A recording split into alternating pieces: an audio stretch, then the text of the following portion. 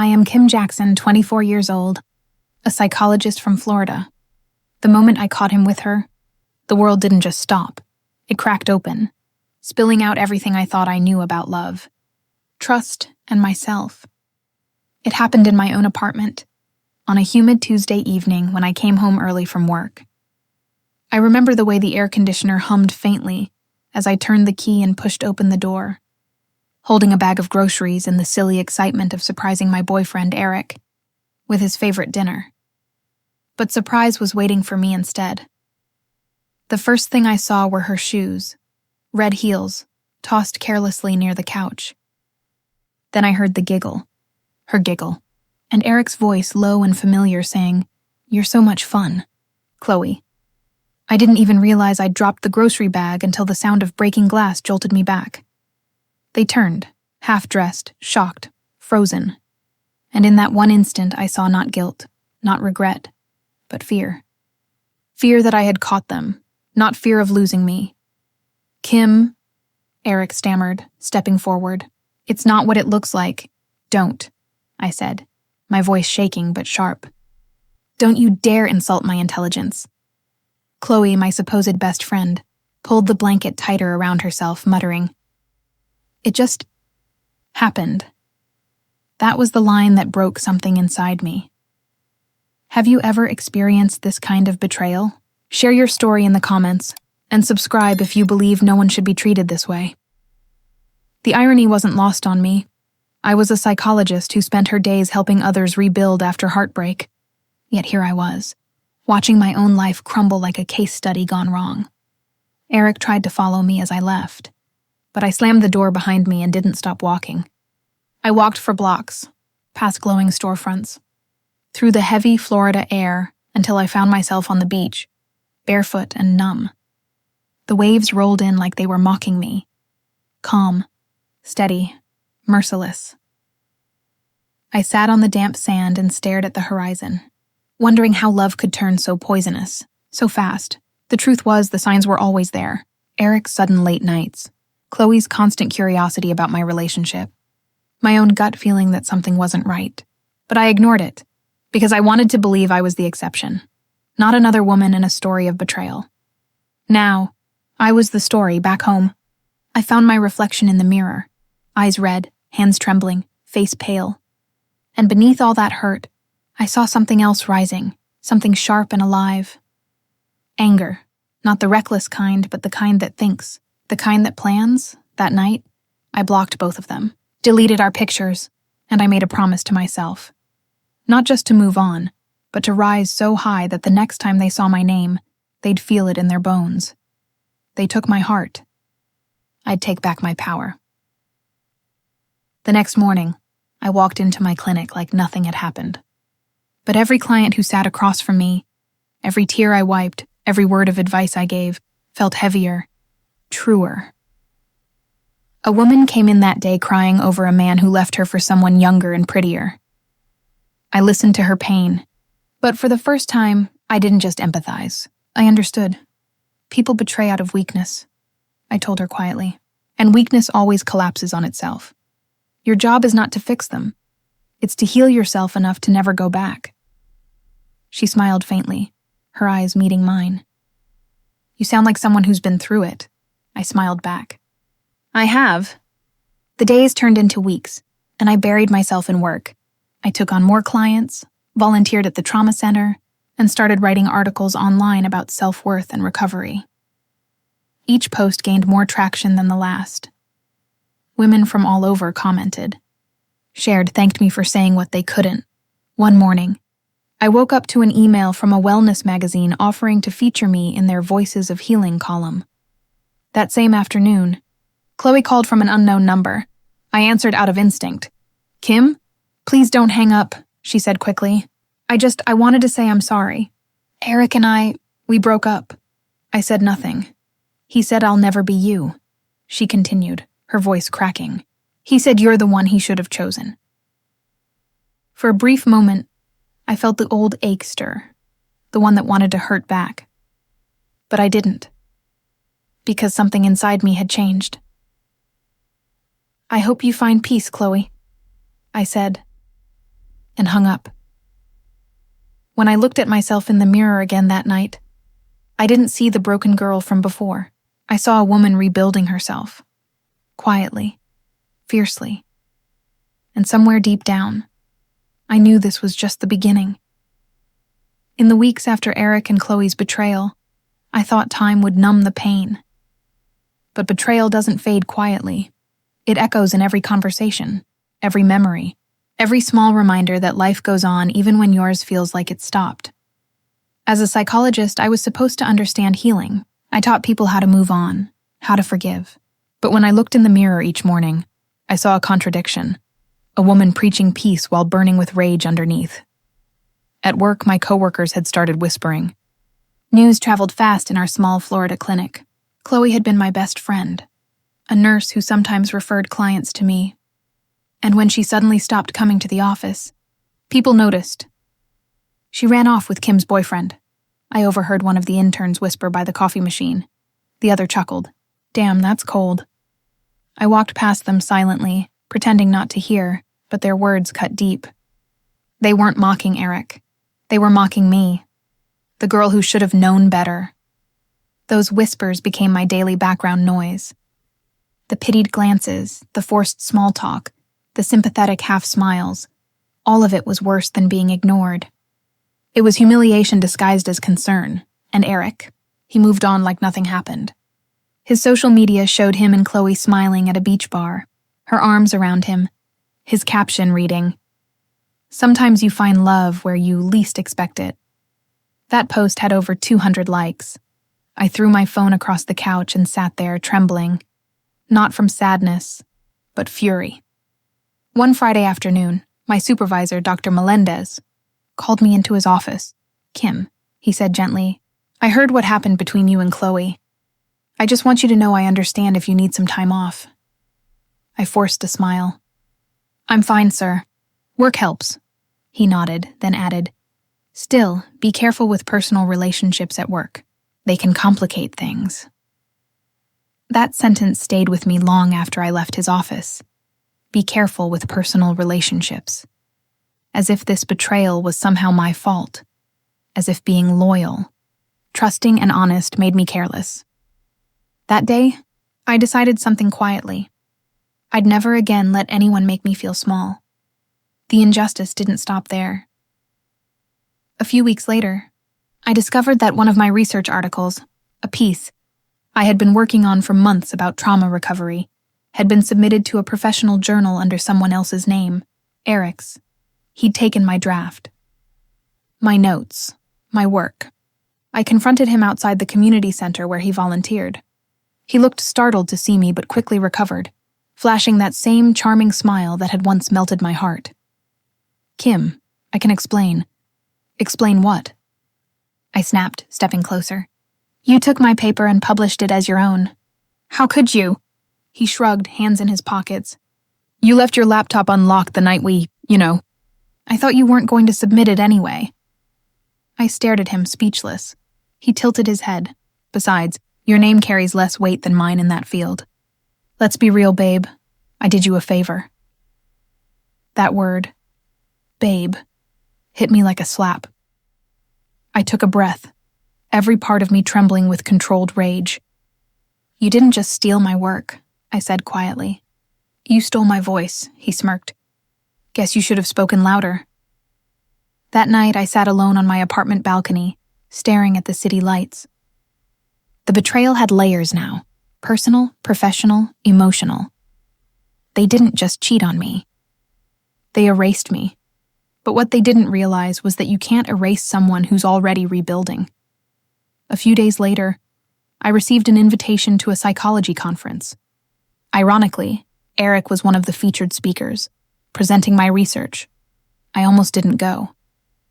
But something in me, that quiet fire that had been burning since that night, told me I had to see it for myself. When Eric walked onto that stage, his voice confident, his posture smug, I felt sick. He quoted lines I'd written, used metaphors I'd crafted. People clapped. They admired him. But then, halfway through, he faltered. Someone in the audience raised a hand. Dr. Wilson, this paper sounds remarkably similar to one being drafted by a Miss Kim Jackson. Are you two collaborating? The room fell silent. Eric hesitated. Yes, of course. She helped with some minor details. Minor? I said loudly from my seat. Heads turned. He froze. I wrote that paper, I said, my voice steady. Every word. Every study. And you know it. Gasps rippled across the auditorium. Eric's face turned pale. Kim, that's not... Finish your speech, I said calmly. Let's see how well you can explain research you didn't conduct. He couldn't. Within minutes, his presentation crumbled. His confidence shattered. I walked out before the applause ended. Not because I wanted revenge, but because I'd already taken it without trying. Still, the damage was done. My name wasn't cleared publicly. Eric faced no official consequences. The injustice continued quietly, like a stain you can't wash out completely. But it taught me something valuable. Success wasn't about proving them wrong. It was about becoming so undeniably great that their lies couldn't survive in your light. So I went back to work. I doubled my hours. I started hosting free mental health workshops in underserved neighborhoods. I built my credibility piece by piece, brick by brick. People who once whispered behind my back started asking for my advice. Invitations to panels came in. My articles gained traction online. Eric and Chloe? They disappeared from the spotlight. Because that's what happens when your story depends on someone else's downfall. Mine, on the other hand, was just beginning. By the end of that year, I stood in front of a full classroom at the University of Miami, teaching my first lecture as a guest professor. Looking at those eager faces, I realized I wasn't teaching psychology. I was teaching survival, because life doesn't hand you justice on a silver platter. You carve it out yourself.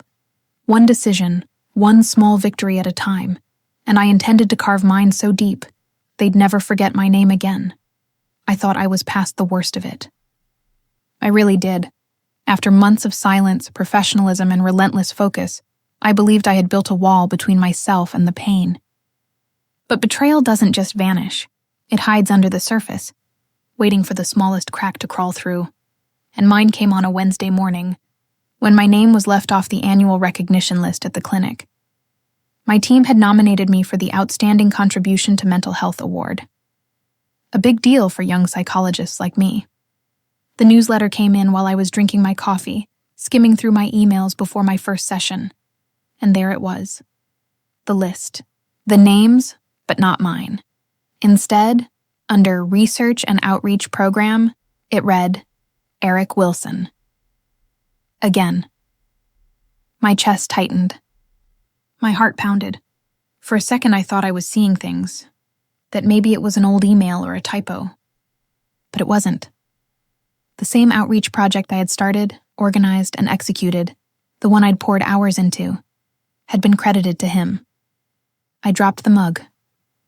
It shattered on the tile floor, spilling coffee like blood across my shoes. I went straight to Dr. Melendez's office. He looked up, startled, when I opened the door. Kim, is everything okay? No, it's not, I said, my voice low but trembling. Why is Eric being recognized for my project? He frowned. Your project? Yes, the Community Outreach Initiative. I designed it, I ran the sessions, I gathered the data. Eric only attended 2 events, one of which he left halfway through. Dr. Melendez sighed, rubbing the bridge of his nose. I understand you're upset, Kim, but Eric submitted the final report.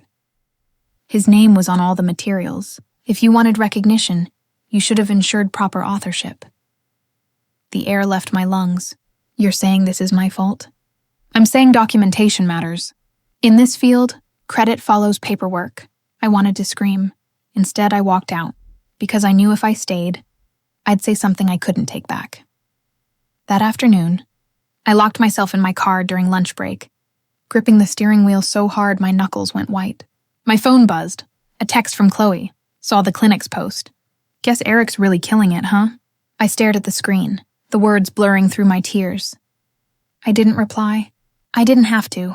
The message wasn't about Eric. It was about me. She wanted me to feel small again. But instead, something inside me shifted. For the first time, my anger wasn't consuming me. It was sharpening me. That night, I went home and pulled out the old hard drive I'd kept from my grad school days. The one with every draft, every paper, every signed document.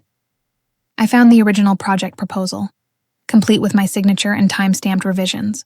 I found emails between Eric and me discussing logistics, proof that he had merely helped. I saved everything to a new folder called Evidence.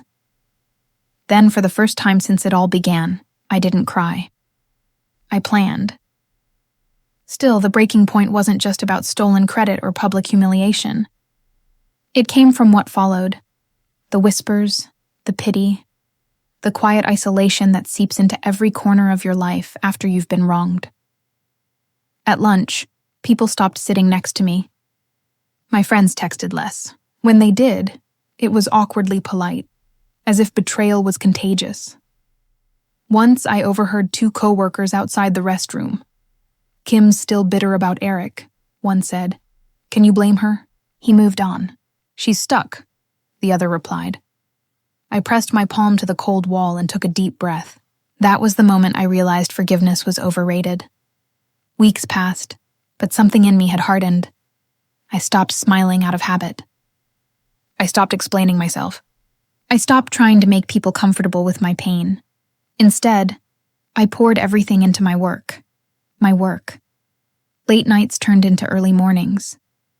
I began developing my own therapy program focused on self-worth and betrayal trauma, a subject I now understood far too well. I worked in silence, in secret, just like before.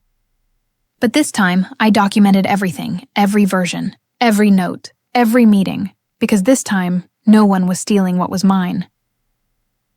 Then came the final straw, an email from the clinic director announcing Eric's promotion. He was to lead the new emotional recovery department, using the framework I had presented months ago. I froze, staring at the screen. My name wasn't mentioned anywhere. That's when it hit me. This wasn't about one stolen paper or one relationship. This was a pattern. Men like Eric, people like Chloe, they thrived by taking from others who were too kind to fight back. I wasn't going to be one of them anymore. I remember sitting on my couch that night, the only light coming from my laptop screen, a storm raging outside. Lightning flashed, illuminating the room, and for the first time, I spoke out loud, to myself.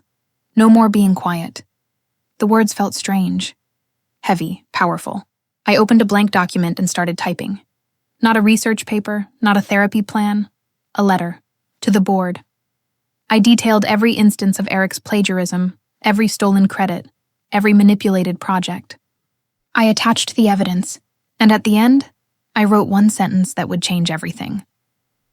If integrity means anything to this clinic, you will review this matter before I take it to the Florida Psychological Association. I hit send before I could second-guess myself. The next morning, the storm had cleared, both outside and within me. Days later, an internal investigation began. Eric avoided eye contact in the halls. Chloe's number called twice. I ignored it. Dr. Melendez barely spoke to me. The silence was no longer suffocating. It was mine. For the first time in months, I felt a strange calm, the kind that comes not from revenge itself, but from reclaiming your voice. My breaking point had come and gone, but instead of shattering me, it had reforged me. The next chapter of my life wasn't about survival anymore. It was about taking back everything they'd tried to bury, and turning it into something so brilliant, they'd have no choice but to see me. When the clinic's internal investigation began, I thought it would feel like relief, like finally justice was on its way. But instead, what came next was silence, the kind that drowns you slowly. No one congratulated me for speaking up. No one even looked me in the eye. The same coworkers who once shared lunch with me now whispered behind their coffee cups. My office door stayed closed most days, not because I wanted it that way, but because the air outside felt heavy with judgment. That's what people don't tell you about doing the right thing. It doesn't make you a hero. It makes you a target. At first, I tried to keep my head down. I told myself it was temporary, that truth would soon set me free. But every day felt like walking through a hallway of ghosts. Conversations stopped when I entered a room. Emails were ignored. My supervisor avoided assigning me new clients. One afternoon, I went to refill my coffee, and as I turned the corner, I heard it. "She's just bitter," one of the nurses said. "She couldn't handle losing him." Another voice replied, "Yeah, now she's trying to ruin his career. It's pathetic." They didn't notice I was there until I dropped the spoon in my cup. The clang echoed in the break room. They froze, faces paling, but I didn't give them the satisfaction of confrontation. I just walked away. By the time I reached my office, my hands were shaking. I closed the door, leaned against it, and let out a sound that was somewhere between a laugh and a sob. "Pathetic," I whispered to myself. "That's what they see." The truth was, part of me did feel pathetic. Not because of what I'd done, but because I'd expected people to care. My clients began canceling appointments. Some said it was scheduling conflicts. Others just didn't call back. I knew why. Word had spread that I was emotionally compromised, that my judgment might be clouded. It's funny. I was the same woman who had helped dozens of people rebuild after heartbreak. But now that I was the one recovering, suddenly my credibility was gone. For the first time in my career, I doubted my purpose. At night, I'd lie in bed replaying every choice I'd made. Should I have kept quiet? Should I have let Eric take the credit and moved on? Should I have smiled and played along like Chloe always did? The questions ate at me until I barely recognized myself. Then one day, I opened my email and found a message from Dr. Melendez. "Kim, the board has concluded the internal review. Due to insufficient evidence of intent, no further action will be taken against Dr. Wilson.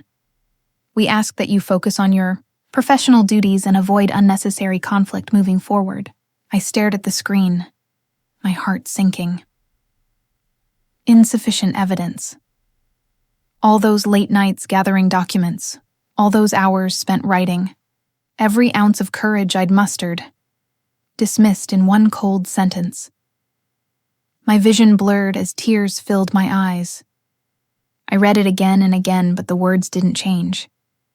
In that moment, I wasn't angry. I was empty. I didn't go to work the next day. I didn't go the day after either. For the first time in months, I sat in my apartment without purpose. The walls felt closer. The air felt thicker. I turned on my laptop, opened a blank page, and typed 3 words. Who am I? The question haunted me, because I realized I had no answer outside of my work, my reputation, and the approval of others. Everything I'd built my identity on had crumbled, and I was left staring at the ruins. Days blurred together. I'd wake up, stare at the ceiling, force myself to shower, then scroll through social media until the noise in my head got too loud. And then, one afternoon, I saw it. A picture of Eric and Chloe at a charity gala, smiling, dressed in black tie elegance. The caption read, "The power couple of the year, changing lives through empathy and innovation." I felt something snap inside me. It wasn't just pain anymore. It was a bitter, burning rage that pulsed through my veins like electricity. "They're stealing everything," I whispered. "Even my story." That night, I walked to the beach again. The same place where I'd first broken down after catching them together. The waves were violent this time, crashing hard against the shore, spraying salt into my face. I screamed into the wind.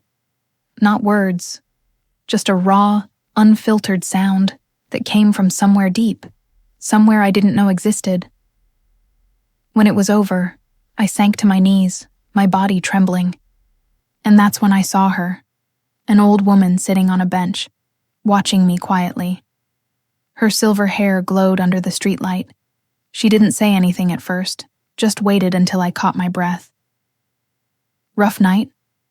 she finally asked. I laughed weakly. "You could say that." She smiled.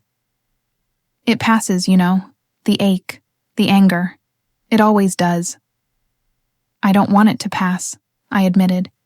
"It's the only thing keeping me going." The woman nodded slowly, her gaze distant.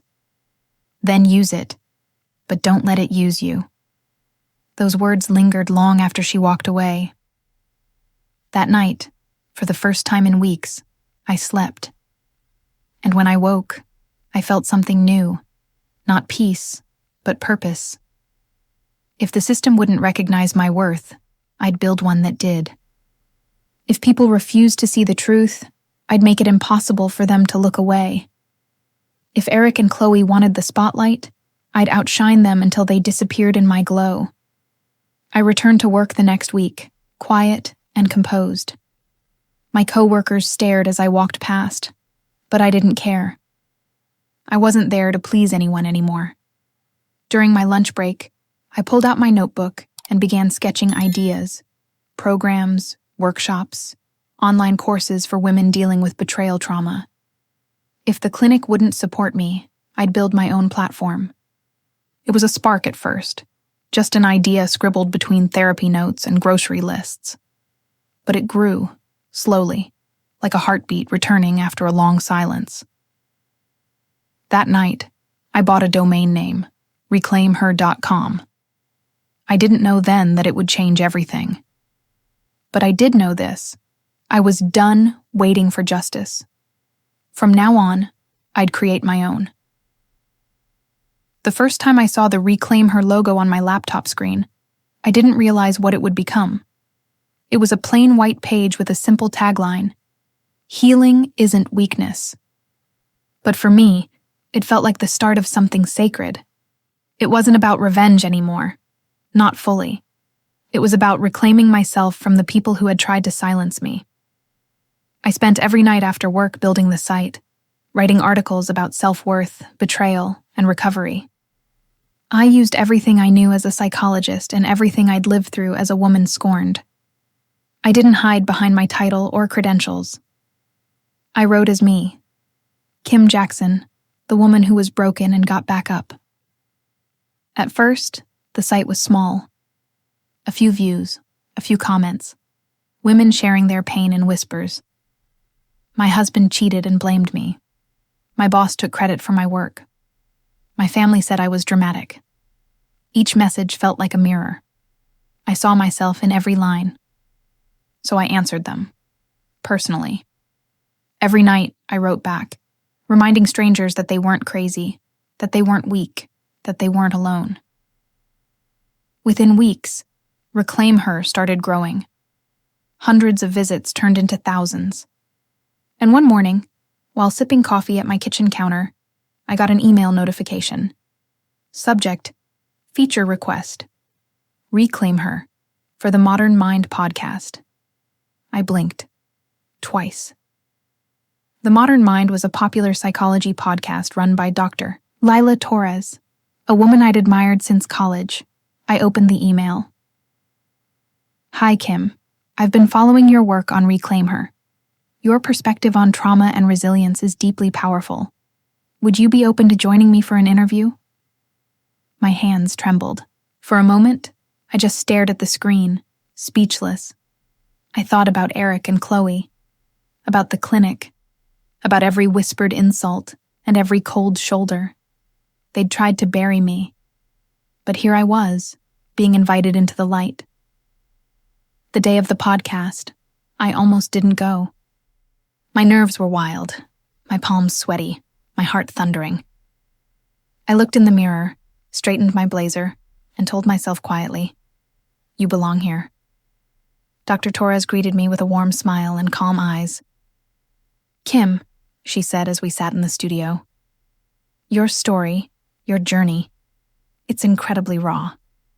What gave you the strength to speak out when the world tried to silence you?" For a second, I froze. Then I smiled softly. Because silence was killing me more than the truth ever could.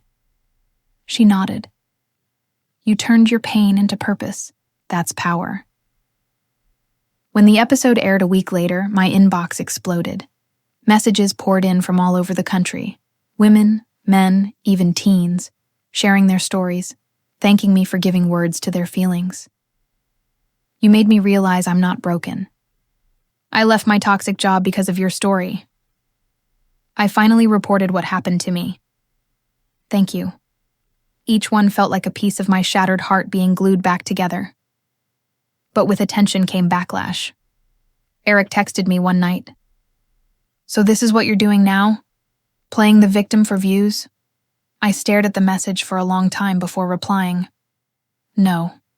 I'm teaching people how to survive people like you. He didn't respond after that. Still, his words lingered. There was a part of me, small, wounded, that still wanted validation. That still wanted to be seen as the woman who had once loved him, not the one he'd destroyed. But that part of me grew smaller with every success. By the end of the month, I was invited to speak at a women's empowerment conference in Miami. I stood on stage in front of 300 people, lights blinding, microphone trembling in my hands. My name is Kim Jackson, I began, and for a long time, I thought silence was strength. I thought forgiving those who hurt me meant healing. But I was wrong. Healing isn't about staying quiet. It's about choosing yourself when no one else will. The room was still. I saw tears glisten in strangers' eyes. When I finished, the applause was thunderous, not the polite kind, but the kind that shook your soul. I walked off stage shaking, heart pounding, not from fear but from realization. I wasn't broken anymore. I was becoming something else entirely. After the conference, Dr. Torres called me again. Kim, she said, you have something special. Authenticity. People trust you because you don't talk at them, you talk with them. Have you thought about expanding Reclaim Her into a counseling platform? I hesitated. That's big. I don't have funding. Or a team, she chuckled. Start with yourself. People follow truth, not teams. That night, I stayed awake till 3 a.m. sketching out plans. Virtual workshops, online therapy sessions, free resources. I even reached out to other psychologists I knew who had faced similar experiences. To my surprise, several agreed to help. Within 3 months, Reclaim Her wasn't just a blog. It was a movement. And then, one morning, I got an email from the Florida Psychological Association. Subject: Congratulations. Reclaim Her selected for Mental Health Innovation Grant.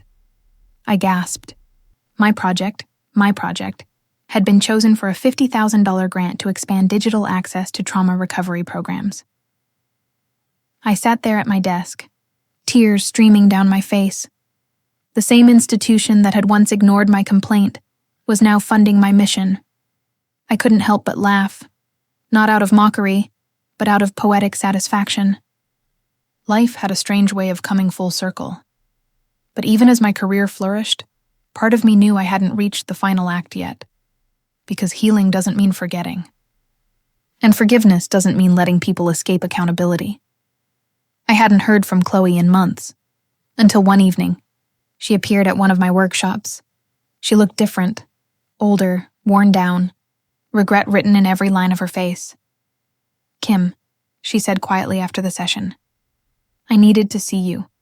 I froze. Why? Her eyes watered. Because Eric left. He used me too. And I wanted to say I'm sorry. For a moment, I didn't know what to say. I looked at her, really looked at her.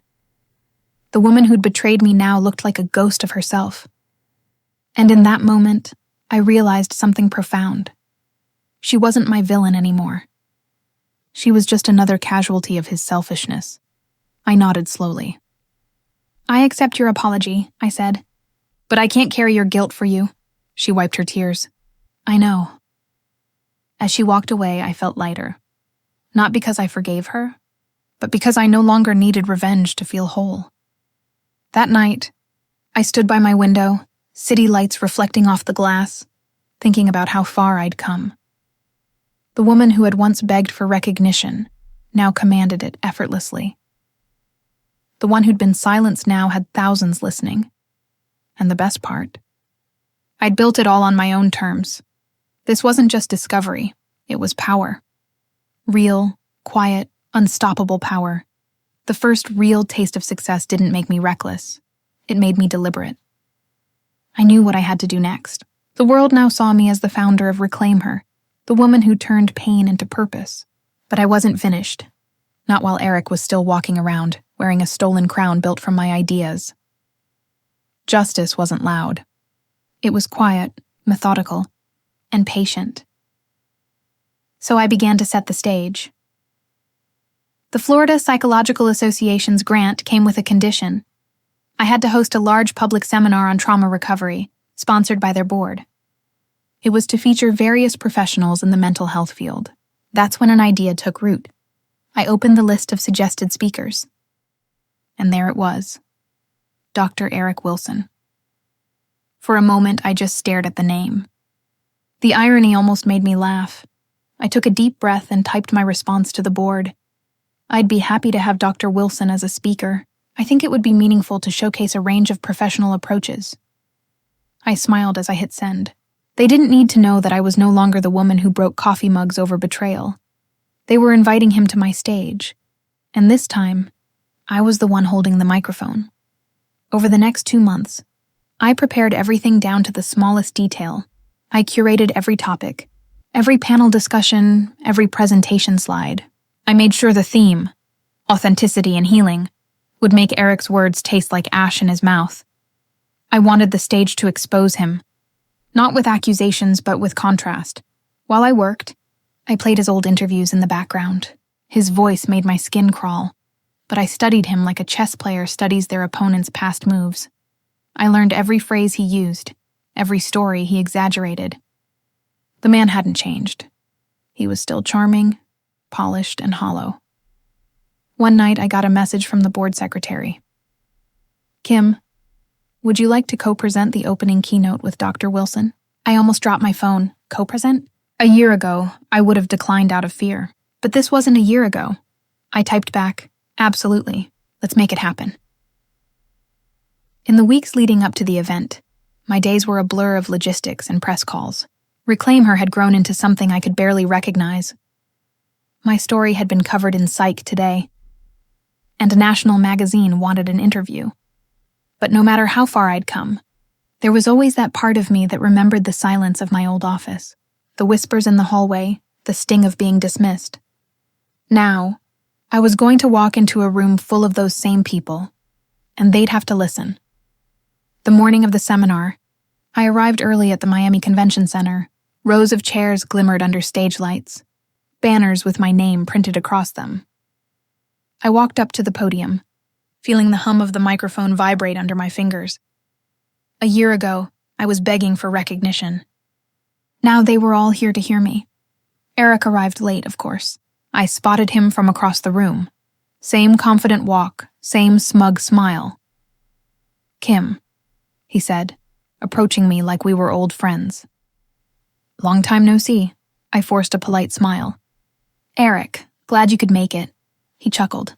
"I see you've been busy. Reclaimer, huh? Impressive branding. Looks like you finally found your niche." His words dripped with condescension, but I refused to flinch. "And you finally found a reason to show up on time. My stage." His jaw tightened, but he said nothing. That was victory number 1. When the event began, the audience filled the hall. Hundreds of professionals, students, and media personnel. Eric spoke first. His speech was polished, rehearsed, dripping with charm as always. He talked about empathy and leadership, about guiding patients through their darkest moments. It was all an act, and yet, they clapped. I waited until the applause died down before stepping forward. "Thank you, Dr. Wilson," I said, taking the microphone. "That was a fascinating perspective, but I want to talk about something different today. The importance of integrity in mental health." Eric's smile faltered. As I spoke, I looked directly at him. Not accusing, not angry, just calm. I told the story of a young woman whose work was stolen, whose voice was silenced, and how that betrayal became the seed for change. Every word hung heavy in the air. The audience leaned forward, their faces tense with empathy. Eric avoided my eyes. When I finished, the room was silent for a beat, and then applause erupted. It wasn't polite this time. It was thunderous. After the keynote, people surrounded me, colleagues, journalists, even board members. They congratulated me, quoted my words, asked for interviews. Eric stood on the edge of the crowd, ignored and uncomfortable. For once, no one was listening to him. That was victory number 2. A week later, the event footage went viral. Clips of my speech flooded social media, accompanied by captions like, "Psychologist Kim Jackson delivers powerful truth on resilience. Her story is a masterclass in grace and growth." Even The Modern Mind reposted it, tagging Reclaim Her. Meanwhile, someone noticed that Eric's published work closely mirrored parts of my original outreach project. A journalist contacted me for clarification. I didn't have to say much. I just shared the archived documents I'd already made public months ago. Within days, the internet did what institutions wouldn't. It held him accountable. He lost credibility. Sponsors pulled back. The clinic distanced itself. I didn't have to destroy him. He did it himself when faced with the truth. The day I got the news of his suspension from the clinic, I sat in silence for a long time. There was no joy, no celebration, just peace. The setup had worked, but not because I'd orchestrated chaos. It worked because I had turned my pain into proof, and that proof spoke louder than vengeance ever could. That night, I stood in front of my bathroom mirror, staring at the woman I had become. My reflection looked back, steady, certain, untouchable. I whispered, "This is only the beginning." Because it wasn't about taking Eric down anymore. It was about lifting myself higher than he could ever reach. And I wasn't done yet. When the news of Eric's suspension hit the professional networks, it spread like wildfire. Emails, LinkedIn posts, and gossip threads all carried his name, but not with the admiration he once commanded. Words like plagiarism, ethical breach, and fabricated research appeared next to his smiling headshots. For months, I had envisioned this moment, the collapse of his carefully constructed image.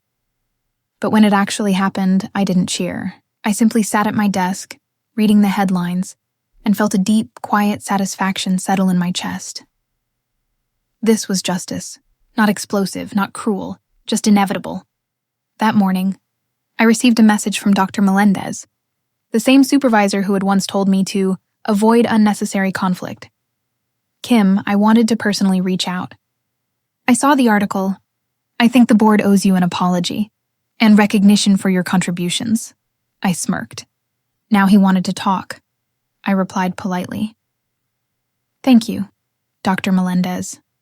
The truth always finds its way out. I've moved on to more fulfilling work now." And that was true. My days were filled with purpose, not revenge. But every small victory still felt like one more weight lifted from my shoulders.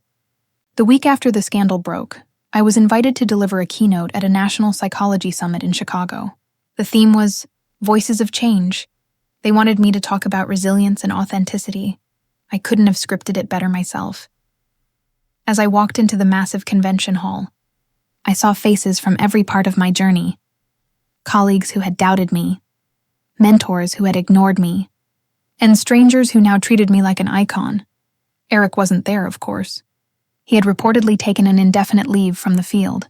Some said he left town. Others whispered he was seeking therapy. A poetic twist, really. But his absence didn't matter. His ghost was still in the room, and I was finally free of its shadow. When I took the stage, my hands were steady. The spotlight was blinding, but I didn't shy away from it. "My name is Kim Jackson," I began. "A year ago, I thought my career was over. I thought speaking up would destroy everything I had worked for. But I was wrong." I paused, letting the silence fill with curiosity. Speaking up didn't destroy me. It rebuilt me. It revealed who truly stood for truth and who hid behind the illusion of success. The crowd was quiet, captivated. I saw cameras flashing, people nodding. Some even wiped tears. I smiled softly. There was a time when someone I trusted told me I'd never succeed without them. But I stand here today to tell you, you don't need validation to be valuable. You don't need permission to rise. Applause erupted, thunderous and emotional. It wasn't just for me. It was for everyone who had ever been silenced, dismissed, underestimated. After the speech, I stepped backstage, breathless. My phone buzzed with messages. Among them was one that stopped me cold. It was from Chloe. "I saw your talk. You were incredible. You deserve all of this. I wanted to say, thank you for showing me what real strength looks like. I stared at the message for a long time before replying. Thank you, Chloe. I wish you peace. It was strange. The woman I'd once hated was now part of the closure I never knew I needed. That evening, I attended the summit's gala dinner. People toasted to my success, journalists asked for interviews, and even sponsors wanted to collaborate with Reclaim Her. In one surreal moment, a representative from a major publishing house approached me.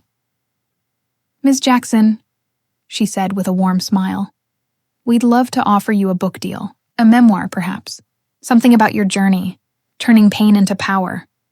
I blinked, almost laughing. A book? Yes, your story could help thousands, millions even. I shook her hand, smiling.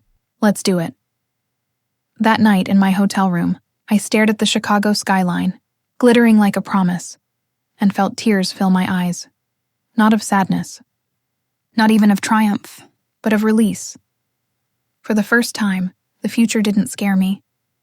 It thrilled me. 2 weeks later, I received a letter in the mail, official, stamped, and oddly familiar. It was from the Florida Psychological Association. We would like to formally apologize for our previous inaction regarding your complaint. Upon review of the new evidence, we recognize the integrity of your initial claims. We would also like to extend an invitation for you to join our ethics advisory board. I laughed. Loud, genuine, unstoppable laughter. The same people who once dismissed me now wanted me to advise them. I signed the acceptance letter that very night, and when I mailed it back the next morning, I whispered, full circle. A few days later, I found myself back in Miami, walking past the old clinic building. The glass doors were the same, the nameplates the same, but I wasn't. Through the window, I caught a glimpse of new faces, young interns, eager and hopeful. One of them looked up and waved politely, not knowing who I was. I smiled, waved back, and kept walking. I didn't need to go inside. I had outgrown that place, and everyone in it. That night, I hosted a live session on Reclaim, her called The Strength of Letting Go. Thousands tuned in. I spoke honestly, without bitterness. Sometimes, I said, revenge doesn't look like ruining someone. It looks like living so fully that their betrayal becomes irrelevant. The comment section exploded with hearts and messages of support. I smiled into the camera. And if you're watching this, if you've ever been told you're not enough, not strong enough, not capable enough, I'm living proof they were wrong. When I ended the live stream, I sat back in my chair, closed my laptop, and looked around my apartment. It wasn't grand, but it was mine. My phone buzzed again. A notification from my assistant. Congrats, Kim. We just hit 1 million followers. I laughed softly, wiping away a tear. This wasn't luck. This was justice, earned one quiet victory at a time. I walked to my window, watching the city lights flicker against the night sky. For the first time, I realized the strike was never about destroying Eric. It was about reclaiming my own narrative. I whispered to myself, almost in disbelief. I made it. The silence that followed wasn't heavy anymore. It was peaceful. Because the woman I was before had been broken by betrayal. But the woman I had become? She was unstoppable. It started with one headline. Dr. Kim Jackson, the psychologist who reclaimed her voice and helped millions find theirs. Then came another. From betrayal to breakthrough, the woman behind Reclaim Her speaks out. Every morning, I woke to new articles, new interviews, new podcast requests. But this time, it wasn't about scandal. It was about impact. My voice, once dismissed as inconvenient, was now inspiring a movement. It wasn't fame I felt. It was validation, a justice that didn't need to shout. It just existed.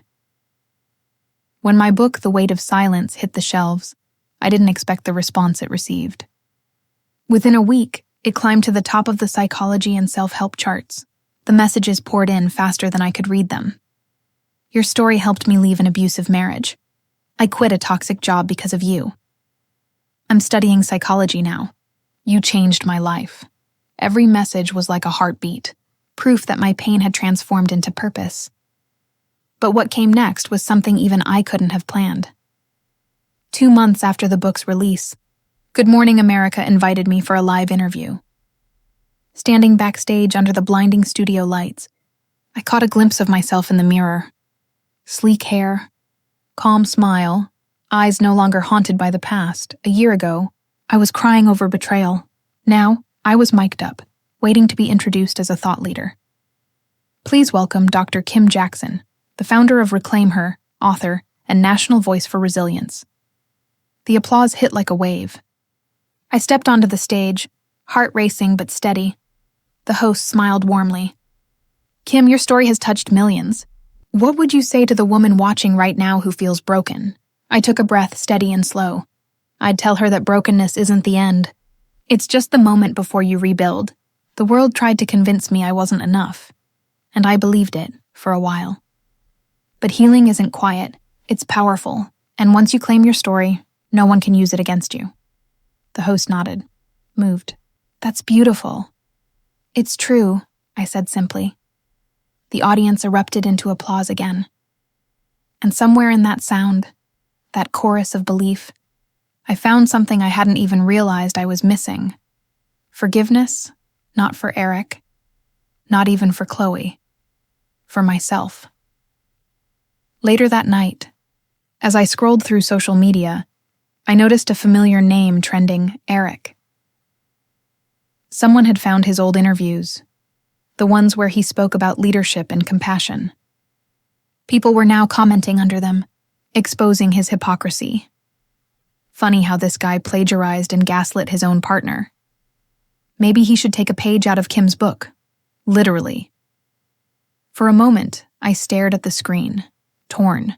The old me would have smiled, but now I just sighed. Revenge didn't feel the way I thought it would. It wasn't fire or fury. It was clarity. The storm had passed, and all that was left was peace. The next day, I visited a high school to speak about mental health awareness. I watched a room full of teenage girls, anxious, brilliant, hopeful, hanging on to every word. One girl raised her hand timidly. Dr. Jackson, how did you keep going when everyone doubted you? I smiled, because I realized their doubt wasn't about me. It was about them. People fear what they don't understand, and sometimes they try to destroy what reminds them of their own weakness. But once you stop needing their approval, they lose all their power. The girl's eyes filled with tears. Thank you. When she hugged me after the session, I realized this was my legacy. Not the book, not the fame. This. Being the voice I once needed. That evening, I returned home to an email from a production studio. We'd love to adapt The Weight of Silence into a docuseries. We believe your story could inspire millions more. I sat there stunned. A year ago, I couldn't even get Eric to acknowledge my work. Now Hollywood wanted to turn my pain into art. I whispered to myself, smiling. Funny how the universe keeps receipts. A few weeks later, I attended a charity gala in Miami, the same city where everything had fallen apart. As I stood by the balcony, watching the waves shimmer under the moonlight, a voice behind me said, Dr. Jackson? I turned. It was Dr. Torres, my mentor from the modern mind. You've come a long way, she said, smiling. You've become exactly what this field needed. Unfiltered truth. Thank you, I said quietly. I think I needed the pain to find that truth, she nodded. That's how the best voices are born. Through fire. Toward the end of the night, as I was about to leave, a familiar face appeared by the exit. Eric. For a second, my heart stopped. He looked thinner, older, the arrogance gone from his face. Kim, he said softly. I wasn't sure you'd even talk to me. I met his gaze. You're right. I almost didn't, he nodded. I wanted to say I'm sorry. For everything. I studied him. The man who once made me doubt my worth now looked like a stranger. I don't hate you, Eric, I said finally. I just don't need your apology to move on. His shoulders sagged, relief and regret tangled in his expression. You really did win, didn't you? I smiled faintly. No, I just stopped playing your game. And with that, I turned and walked away. That night, I drove home in silence. Windows down, wind tangling my hair. I thought about every moment, the heartbreak, the silence, the rebirth. I realized something profound. Revenge had never been about punishing him. It had been about reclaiming me. When people told me my silence was weakness, I proved that silence can echo louder than screams, if it's filled with purpose. And now, the world was listening. It's strange how silence changes when peace finally fills it. A year ago, my silence was heavy, suffocating, like a room with no windows. Now it feels wide open, like standing at the edge of the ocean. The same quiet that once haunted me has become the sound of freedom. I often think about how quickly everything changed, how pain can turn into power when you refuse to stay broken. I used to measure success by validation, by applause, by someone saying you did well. Now, success means waking up and liking the woman staring back at me in the mirror. The past few months after the docuseries release were a blur. The weight of silence was streamed in over 50 countries. Emails poured in from strangers across the world. Doctors, teachers, single parents, and teenagers who felt seen for the first time. But with recognition came reflection. I wasn't the same woman who had once begged Eric to notice her, to believe in her ideas, to see her worth. That version of me was gone. In her place stood a woman who had built something no one could take away. Not her peace, not her name, not her purpose. Still, I won't lie.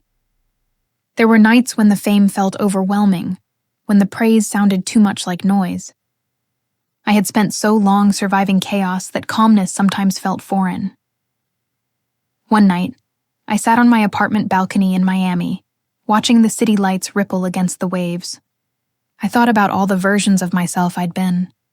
The naive intern, the silenced employee, the wounded woman, the phoenix rising from her own ashes. And for the first time I whispered, "Thank you." Not to anyone else, to her, to the broken version of me who refused to quit. A few weeks later, I was invited to speak at a global women's empowerment conference in New York. The same city where I once felt invisible was now paying to hear my story. As I waited backstage, I could hear the host introducing me. Our next speaker turned betrayal into brilliance. Please welcome Dr. Kim Jackson. The applause was thunderous. I walked onto the stage, not with nerves this time, but with grace. The kind of confidence that comes from knowing you've already survived the worst. I took a breath and began. I used to think success was about proving people wrong, but now I know true success is about proving yourself right. It's about realizing you were never the problem. The crowd grew silent. I could feel them listening, really listening. When I lost everything, I thought I'd never recover, but that loss gave me clarity. It showed me who I was without everyone else's noise.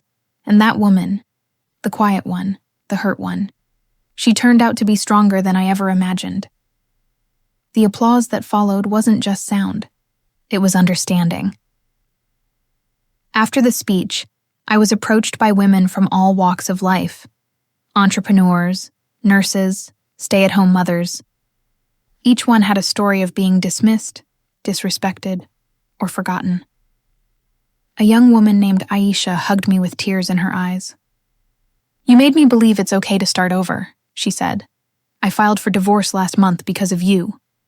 I held her hand and said, "Good. Starting over isn't failure. It's freedom." Moments like that reminded me why I'd chosen this path. Revenge had been the spark, but healing was the fire that kept burning. Months passed. My company, Reclaim Her, expanded into mental health initiatives for underserved communities. We opened counseling centers, partnered with universities, and started mentorship programs for young women. Every time I walked through those doors and saw the people we helped, I felt the universe whisper, "This is what it was all for." But one afternoon, as I was leaving the office, I saw an envelope on my desk. No return address, just my name written neatly on the front. Inside was a handwritten letter. "Kim, I don't know if you'll ever read this, but I wanted to thank you. Your story gave me courage. I was once like you, silenced and ashamed. Watching you rebuild your life made me believe I could do the same. You don't know me, but you saved me. With gratitude, M. I sat there for a long time, staring at the letter, tears slipping down my cheeks. That was the moment I realized my story wasn't mine anymore. It belonged to every person who needed proof that pain can be a beginning, not an end. Sometimes I still catch glimpses of my past, in old buildings, in old songs, in fleeting moments of déjà vu. And though I don't miss it, I honor it. Because without it, I wouldn't have known what resilience truly feels like. Forgiveness came quietly. Not in one moment, but in a series of small realizations, like how I could hear Eric's name without bitterness now, or how I could revisit those memories without shaking. He no longer lived rent-free in my mind. I had evicted him with peace. On the anniversary of the seminar where I'd reclaimed my voice, I stood by the ocean, wind pulling at my hair, waves crashing against the shore. A memory flashed. Me, sitting in my car outside the clinic a year ago, crying, humiliated, hopeless. Now I smiled softly. You made it, I whispered to that memory. Not just out of the pain, but into purpose. I closed my eyes and let the ocean drown out everything else. This was what healing looked like. Not revenge, not validation, but peace that didn't depend on anyone else. When I got home, I sat at my desk and began writing again. Not a book this time, but a letter. Dear future me, never forget that silence is not weakness. It's power waiting for the right moment to speak. Never shrink yourself to fit their comfort. Never dim your light to ease their insecurity. You are proof that broken things can still shine. Love, Kim. I folded it neatly and placed it in my journal. Then I turned off the lights, curled up on the couch, and let the peace settle deep into my bones. The war was over. And this time, I didn't need to win, because I'd already become the woman I was fighting to be. It's quiet tonight. The kind of quiet that feels earned.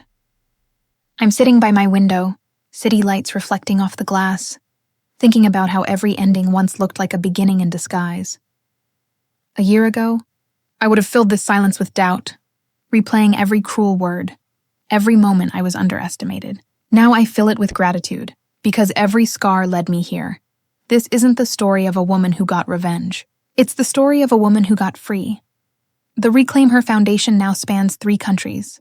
We've opened community centers for women escaping toxic workplaces, abusive homes, and broken confidence. We train them, mentor them, help them rebuild careers and lives. Every time one of them walks out smiling, I see a reflection of the woman I used to be. Last week, I was invited to give a closing talk at the Global Resilience Summit in London. The same people who once silenced me now quoted my work, studied my methods, shared my words on screens 10 feet tall. As I walked backstage, a young volunteer handed me a bouquet. Dr. Jackson, she said shyly. I read your book when I was in college. It helped me report my boss. It changed my life. I smiled at her, my throat tightening. Thank you for telling me. That's why I do this. She hugged me impulsively. You're the reason I believe women can be powerful and kind at the same time. I walked onto the stage holding those flowers. Not as decoration, but as proof that kindness is never weakness, no matter who tries to weaponize it. When the applause faded, I began my final talk of the night. I used to believe revenge meant making someone else hurt as much as I did, I said, the microphone steady in my hand. But revenge isn't about destruction.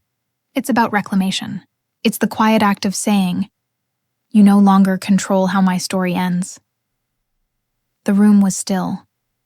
I am not here because I fought harder. I continued. I'm here because I chose myself when no one else did. As I spoke, I saw faces soften, tears glint under the spotlights. I realized then that this wasn't just my story anymore. It was a mirror for everyone who'd ever been dismissed, betrayed, or underestimated. When I finished, the entire auditorium stood up. The applause didn't sound like noise. It sounded like healing. Back in Miami, I visited my childhood home for the first time in years. My mother greeted me at the door, her eyes filling with pride and a hint of apology. "You've done so much, Kim," she whispered, hugging me tightly. "I'm sorry I ever doubted you." I smiled against her shoulder. "It's okay, Mom. You don't have to be sorry. You just have to be here now." That night, we ate dinner together. Simple food, soft laughter, the smell of candles instead of tension. It struck me then how life always gives you two choices. You can stay bitter, or you can build something better. A few days later, I stood again by the ocean, my favorite place to think. The sky was streaked with gold and violet, waves brushing the shore like forgiveness in motion. I took out my phone and started recording a message for my followers, one last story for my channel. "Hey everyone, it's Kim. This might be my last story for a while, or maybe just a new chapter." I smiled into the lens, wind tugging at my hair. When this all began, I thought I'd lost everything. My job, my reputation, my faith in people, but losing everything gave me the one thing I never had before: myself. I looked at the waves, then back at the camera. To anyone watching this, who's sitting in the middle of their storm, I want you to remember this. Sometimes the universe breaks your heart to rebuild your soul. Sometimes the betrayal that wrecks you is the one that saves you. I paused, voice softening, and if my story resonated with you, please like, subscribe, and share it with someone who might need to hear that they too deserve respect and unconditional love. I lowered the phone and whispered the words I'd been saving all this time, because sometimes the power we fear we've lost is the very thing we find in silence. The tide rushed closer, kissing my feet as if sealing a promise. For years, I'd tried to prove my worth to people who could never see it. Now I knew worth isn't given, it's realized. As the sun disappeared into the horizon, I sat on the sand and let the sound of the ocean carry me back through time. The girl who cried in her car, the woman who rebuilt from nothing, the leader who now used her voice for others. All of them were me.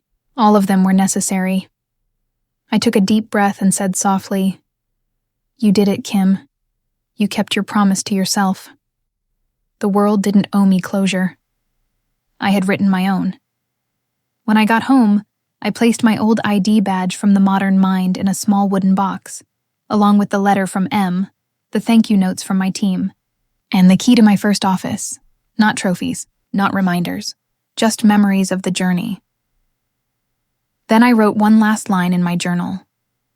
"Revenge may start with fire, but healing always ends in light." I closed the notebook, feeling the final weight of the story leave my chest. Tomorrow, I'd wake up, drink my coffee, and start writing again. Not out of anger, but out of peace. Because the best kind of revenge isn't success. It's serenity. And I had finally earned mine. I turned off the light, watching the city glow beyond my window, and smiled one last time. "Have you ever risen from something that was meant to destroy you?" I whispered. "Tell me your story in the comments. I'll be listening." The screen faded to black.